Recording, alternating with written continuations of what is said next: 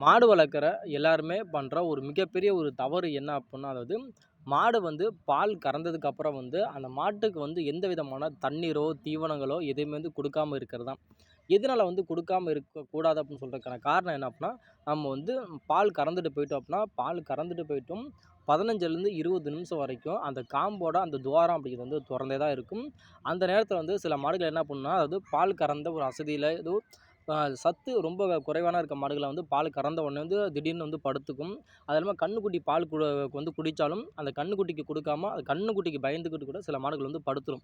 அப்படி படுத்துச்சுங்கிறப்ப, அந்த துவாரம் வந்து தொறந்திருக்கு அப்படிங்கிறப்ப, அதில வந்து தேவையில்லாத கிருமிகள் வந்து அதில வந்து போயிருச்சு அப்புட்னா, மடி வீக்கம், மடி ஜுரம், காம்பு புண் அப்படின்னு பல விஷயங்கள் வந்து கண்டிப்பா வந்து ஏற்படும். அதனால இத தவிர்க்கணும்.